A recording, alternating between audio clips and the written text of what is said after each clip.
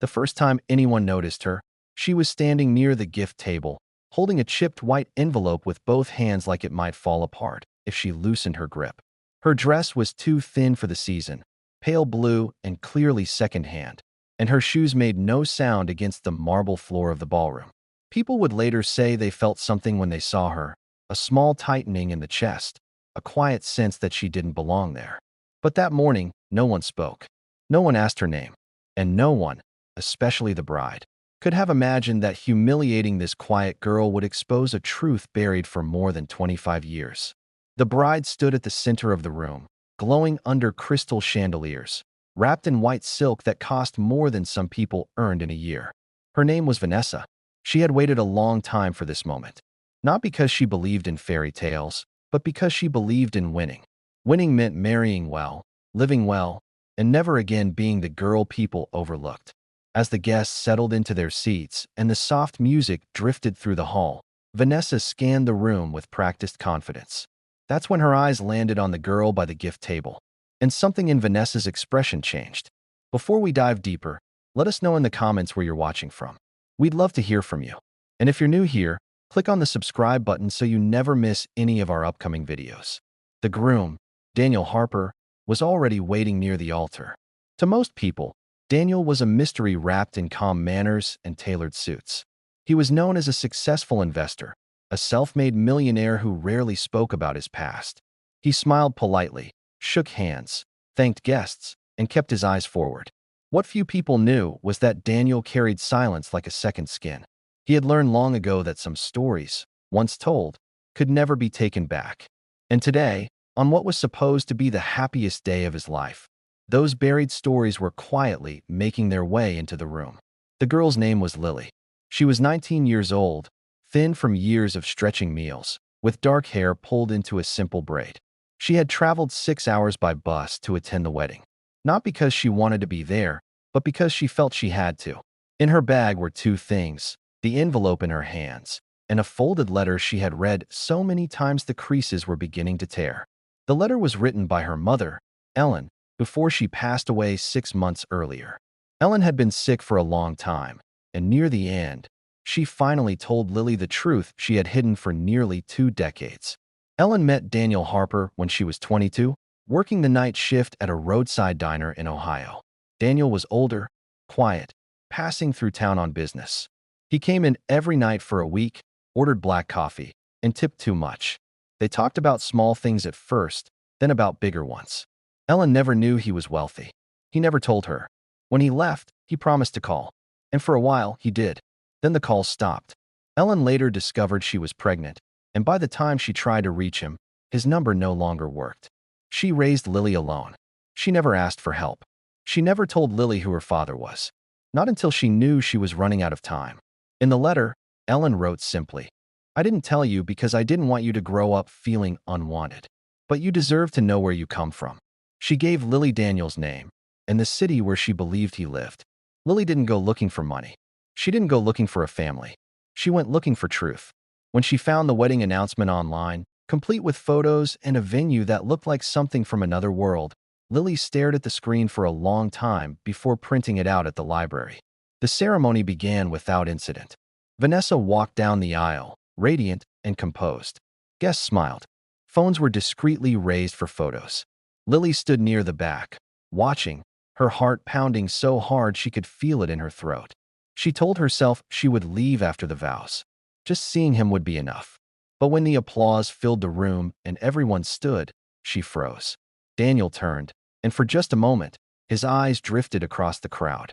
He didn't recognize her face, but something made him pause, just briefly, before looking away. At the reception, Lily remained near the gift table, unsure of where else to stand. She had brought a small, carefully wrapped box. Inside was a leather-bound notebook that once belonged to her mother. On the first page was a photo of Ellen and Daniel, younger, smiling, unaware of everything that would follow. Lily planned to give it to him quietly, without causing a scene. She didn't want answers today. She just wanted him to have it. But Vanessa noticed her again, and this time, she walked over. Vanessa's voice was light, almost playful, but her eyes were sharp. She asked Lily who she was and how she knew the couple. Lily opened her mouth, then closed it. She felt suddenly very young. She said she was just here to drop off a gift. Vanessa glanced at the envelope in Lily's hands, thin and modest among the larger packages. A small laugh escaped her, not loud enough to stop the music, but loud enough for nearby guests to hear. Vanessa made a comment about people trying to sneak into events they didn't belong at. Someone chuckled awkwardly. Lily felt heat rush to her face. Daniel was across the room, speaking with an old colleague. He didn't hear what was said. He didn't see Lily's shoulders tense or the way her fingers tightened around the envelope. Vanessa asked Lily to leave. She said it clearly, calmly, with a smile that didn't reach her eyes. Lily tried to explain, her voice barely above a whisper. She said she just needed a moment. Vanessa's patience disappeared. She raised her voice slightly and told Lily not to embarrass herself further. A few heads turned. The room felt suddenly smaller. Lily looked around, searching for a way out, for someone who might help. No one moved. She placed the gift on the table, her hands shaking, and turned toward the door. As she walked away, she heard Vanessa say, "Some people just don't know their place." Lily reached the entrance and stopped. Her chest ached. She thought of her mother's letter, of the years of questions left unanswered. Slowly, she turned back. She picked up the envelope again and walked toward Daniel. The music softened as the bride and groom prepared for their first dance. Lily stepped forward, her voice trembling but steady enough to carry. She said Daniel's name. Conversations paused. Daniel turned, surprised. He saw her face fully for the first time. Something about her eyes unsettled him, though he couldn't say why. Lily held out the envelope and said, "This was supposed to be for later, but I don't think I can leave without giving it to you." Vanessa stiffened beside him. Daniel took the envelope. Before he could open it, Vanessa interrupted, her tone sharp, asking what this was about. Lily swallowed and said only, "It's from my mother." Daniel hesitated, then opened it. Inside was the photo. His breath caught. The room seemed to tilt. He recognized himself instantly. Younger, softer, standing beside a woman he hadn't thought about in decades. Vanessa watched his face change and felt a flicker of unease. Daniel looked at Lily again, really looked this time. The resemblance was subtle but undeniable. His voice was quiet when he asked her name. "Lily," she said. And then, before anyone could stop her, she added, "My mother was Ellen." The name landed heavily between them. Daniel closed his eyes for a moment. The music stopped completely. Guests murmured. Vanessa stared at Lily, then at Daniel, her smile gone. This was not the moment anyone expected. And for Lily, standing there under the chandeliers, with every eye on her, the humiliation she felt moments earlier gave way to something else entirely. A fragile, terrifying hope. She didn't know what would happen next. She didn't know if Daniel would believe her or deny everything. But she knew one thing. Her life, and his, would never be the same after this moment. And neither would the woman who had tried to send her away. If this were you, standing in that room, heart pounding, truth trembling on your lips, what would you have done? Would you have stayed silent? Or would you have spoken, even knowing the cost? Hold on to that question, because what happens next will test every person in that room and reveal just how fragile pride can be when faced with the truth. For a long moment, no one moved. The silence that filled the ballroom was heavier than any sound that had come before it. Daniel was still holding the photograph, his thumb resting on the edge like he was afraid it might disappear if he loosened his grip. He looked from the image to Lily, then back again, as if aligning two timelines that were never meant to meet. Vanessa felt the shift immediately. Weddings are built on attention, and in that instant, all of it had left her. Every whisper, every glance, every held breath was now pointed somewhere else.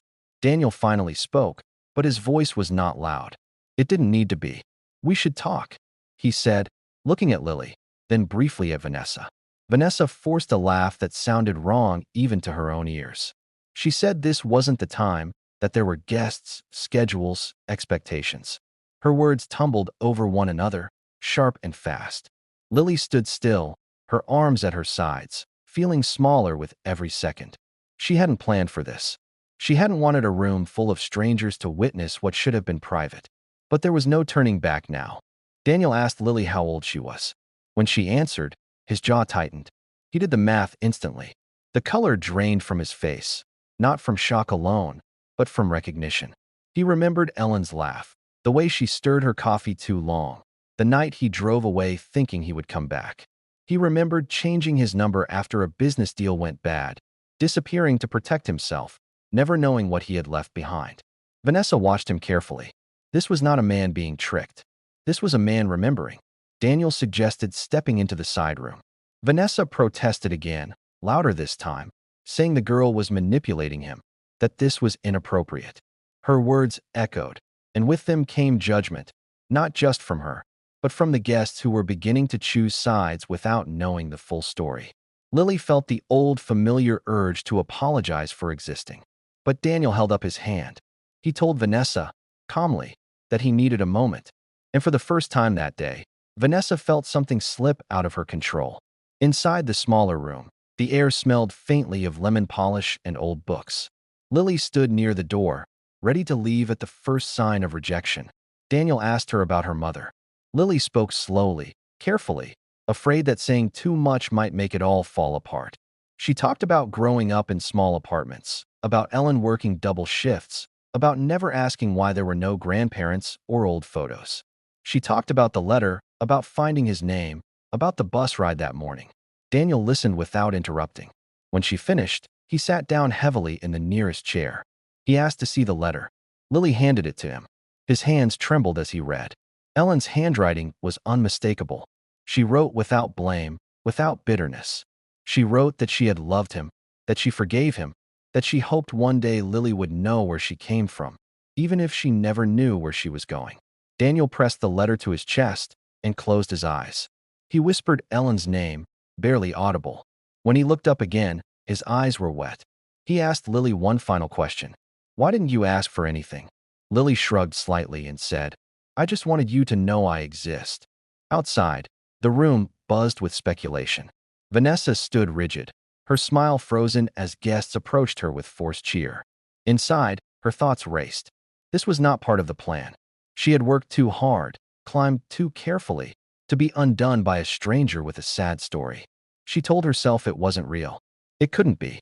And yet, something in Daniel's absence scared her. Minutes passed, then more.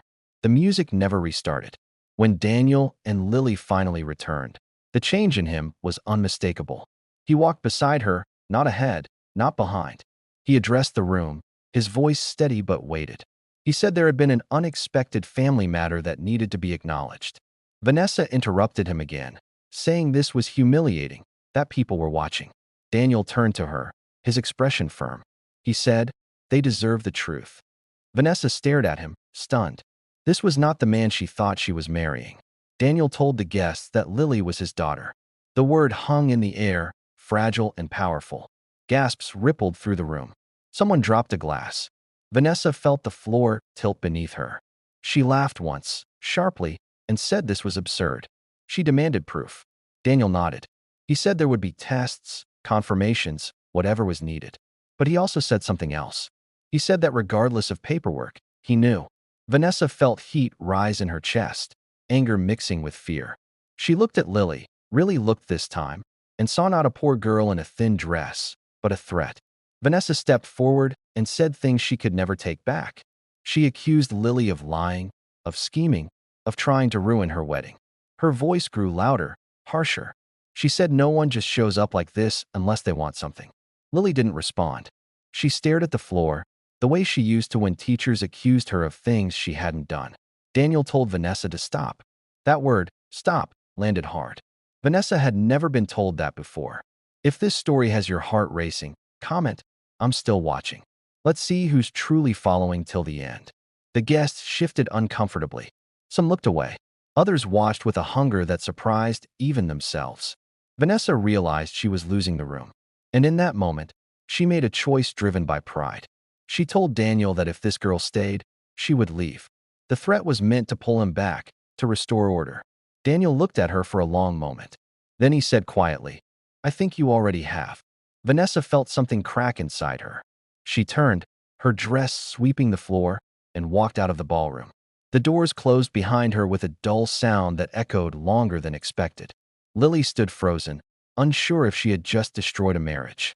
Daniel placed a hand on her shoulder, tentative, almost unsure if he had the right. He told her she didn't need to leave. He said they had a lot to talk about. Lily nodded, tears blurring her vision. For years, she had imagined this moment ending in rejection. She had never imagined it ending like this. The reception never resumed. Guests left quietly, carrying a story they would tell for years. Daniel and Lily sat together at a small table, untouched plates between them. He asked about her life, her studies, her dreams. She answered honestly. She wanted stability. She wanted to stop feeling like she was one missed paycheck away from disappearing. Daniel listened, guilt and resolve settling into something heavier. Outside, the sun dipped low, casting long shadows through the windows. That night did not fix everything. It did not erase years of absence or pain, but it marked a beginning neither of them could undo. And somewhere, alone in a quiet room, Vanessa sat with her own thoughts, replaying every word she had said, every look she had given. The humiliation she once aimed at someone else had found its way back to her, heavier and far more permanent. What would you have felt if you were in Lily's place, standing in that room, accused and doubted, holding on to the last piece of your mother's truth? And what would you have done if you were Daniel, realizing too late that silence has consequences? The answers matter, because the final chapter of this story is not about wealth or status.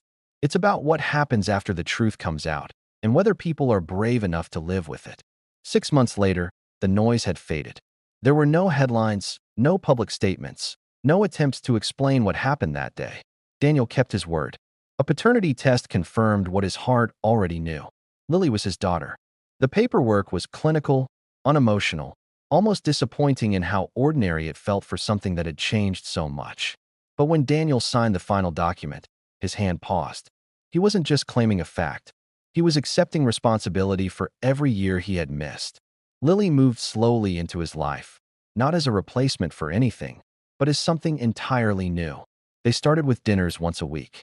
Awkward at first, polite, careful. Daniel asked questions he should have asked long ago. Lily answered when she could, and stayed quiet when memories pressed too hard. He helped her enroll in community college, not as a gesture of guilt, but as a promise. He told her she never had to prove her worth again. For the first time, Lily slept without the tight fear that tomorrow might take everything away. Vanessa never returned. The wedding was quietly annulled. Friends chose sides. Some drifted away. Daniel accepted the losses without complaint. He understood now that the life he had built had been missing something essential, something no amount of money could replace. One evening, as he and Lily walked through a grocery store, arguing gently over which apples were better, he realized this was the life he should have been brave enough to choose years ago. Lily kept her mother's notebook on her bedside table. Sometimes she opened it just to smell the old paper, to remember the woman who had carried the truth alone for so long. She didn't feel anger anymore. She felt peace, the kind that comes when questions finally have answers. And maybe that is the real lesson, that the way we treat people in their quietest moments can shape everything that follows. That pride can close doors we don't know we'll need again. And that truth, no matter how delayed, has a way of finding its voice. If you were Vanessa, would you have listened instead of judging? If you were Daniel, would you have faced the past sooner? And if you were Lily, would you have been brave enough to speak? Sometimes, the people we push aside carry the very truth that could change our lives. And when it finally arrives, the only question left is whether we are humble enough to receive it.